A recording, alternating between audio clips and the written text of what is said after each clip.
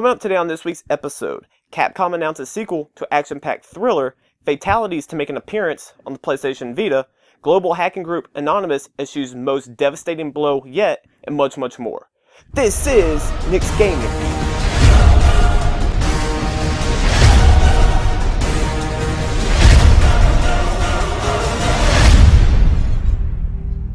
Hello everybody, welcome to Nick's Gaming View, episode number 62. You're here with your host, Nick McCandless. I am so glad to be back, guys. I know I haven't done a show in so long. I hope you guys had a Merry Christmas. I hope you guys had a Happy New Year. Brittany and I had an amazing time at CES. We met some amazing people. It was finally nice to meet Matthew Sager, meeting up with John Shaw and Torrance Davis again. Big shout outs to all of them. Actually getting to meet Jeff Keighley and a couple people at Spike. I had an absolute blast. I'm sure Brittany could say the same. If you guys have not checked it out already, please be sure to check out the recap on thegamerx.com.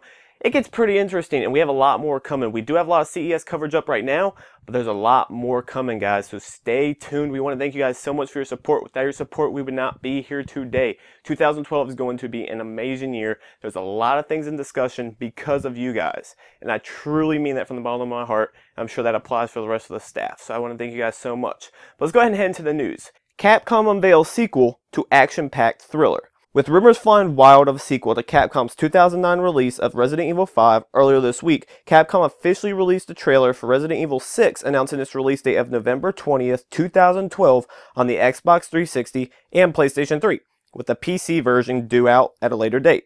Said to be, quote, the most ambitious, immersive, and feature-rich title of the series, end quote, Resident Evil 6 takes place 10 years after the Raccoon City incident, and to curb the current resurgence in bioterrorist territory, the President of the United States has decided to reveal the truth behind what has taken place. Leon Kennedy, the protagonist, will be faced with a president transformed beyond recognition by a bioterrorist attack, leading to the toughest decision Leon has ever had to make. While all of this is going on, Chris Redfield is arriving in China and witnesses the bioterrorist attack with the world in harm. For the first time in the Resident Evil franchise, gamers will witness Leon and Chris join forces to prevent this attack from impacting the entire world's population, as new characters with their very own perspective and involvement are introduced to take part in this action-packed mission. For those not intrigued by the announcement of Resident Evil 6 yet, Capcom went on to confirm that Resident Evil 6 has been in development for roughly 2 years, and to expect the zombies to be a bit different than what is to be expected, along with integration of survival horror moments. Now, if that does not get you hyped for Resident Evil 6, I don't know what will. Resident Evil 5 was amazing. It's one of my favorite games this generation. I loved it. So looking forward to Resident Evil 6. I know I will be in attendance at E3 2012, so you know what that means. I will be hitting up Capcom, and we will be playing it at E3. I will be getting an interview for you guys at thegameraccess.com. I want to thank you guys so much for your support. But while we're out at CES, we got to play with the PlayStation Vita. And actually, right before the show's posted, you'll see the PlayStation Vita interview I did.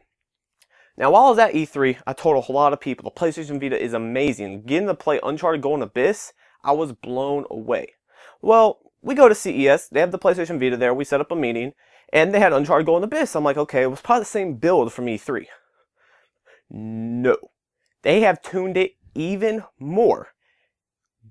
Wow. I'm lost for words. When you guys play Uncharted Golden Abyss on the PlayStation Vita, you guys will, quote me, will be blown away. But also in PlayStation Vita news, fatalities are coming to the PlayStation Vita. Ed Boon, creative director at NetherRealm Studios, the talented team behind the 2011 release of Mortal Kombat on PlayStation 3 and Xbox 360, along with Batman Arkham City Lockdown on iOS, announced this week that Mortal Kombat will be making an appearance on the PlayStation Vita spring of this year. Said to contain all of the content from the PS3 version of its 2011 release, Mortal Kombat on Vita will debut with additional Vita-specific modes and features with a goal of delivering the same experience found on consoles while changing only the form factor.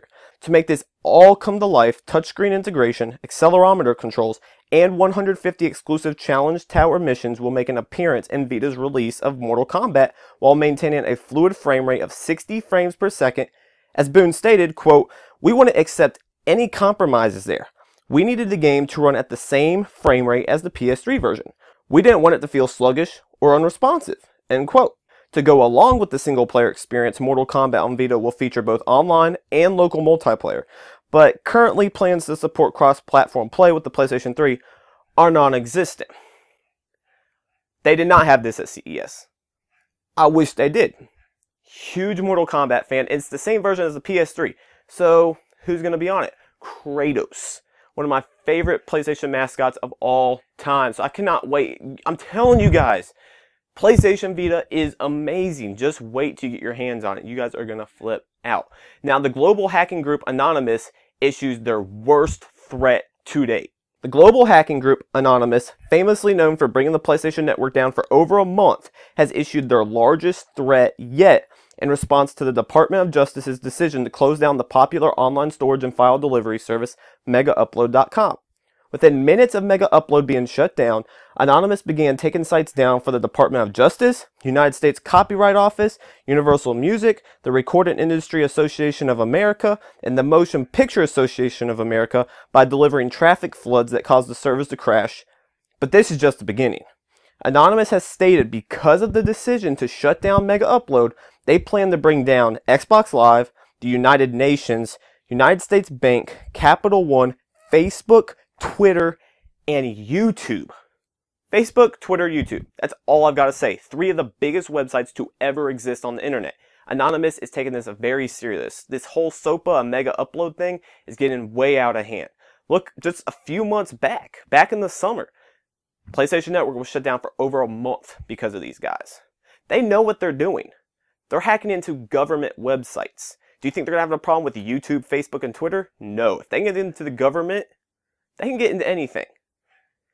The only advice I have for you guys, because you likely don't run one of these companies, or if you do, please feel free to contact me. But please remove your credit card information from online. If you have your credit card stored on Xbox Live, sign on, remove your credit card information. Because if they get that information and they release it to the public, there's maybe issues. They may not release it at all. They may just shut the servers down, but just to be safe, please don't keep that information online. You shouldn't in the first place. But with these threats and knowing what Anonymous can do, he's already shut down a couple government websites already within just hours of them shutting MegaUpload down. Take this very seriously, guys. I'm serious when I say this. Just be careful out there. Now, let's go ahead and head into my question of the week. So during the recap, we covered a lot.